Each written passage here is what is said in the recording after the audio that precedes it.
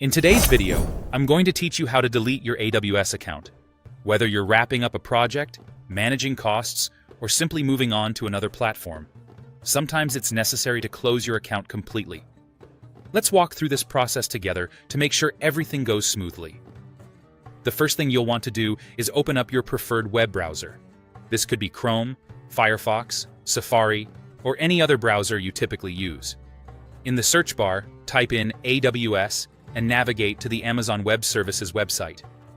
Once you're there, find the Sign In option, which should be prominently displayed toward the top right of the page. After clicking Sign In, you'll need to access the AWS Management Console. Make sure you're using the root user credentials associated with the AWS account you want to close. Root user credentials are essential here, as they have the overarching permissions needed to close the account. Once inside the AWS Management Console, look up at the navigation bar. Here, you'll see your account name or account number. Click on it, and from the drop-down menu, find and select Account. This will take you to the Account Settings page, where you'll be able to make various management decisions about your AWS account. As you scroll down the Account Settings page, keep an eye out for the Close Account section. It might not be at the very bottom, but it will definitely be towards the lower part of the page. Once you find it, don't rush off to close the account immediately.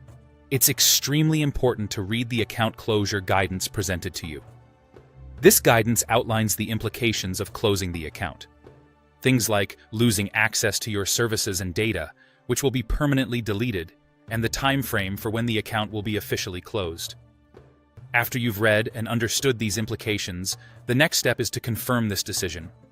The platform will ask you to enter the account ID. This is a safety step to ensure that you're indeed the authorized person making this decision. Carefully input the ID, and when you're sure about your decision, click on Close Account. You're almost done. Post this, you will soon receive an email confirming that the closure process has been initiated. Make sure to monitor your inbox for this email, as it's a good confirmation that your request has been registered.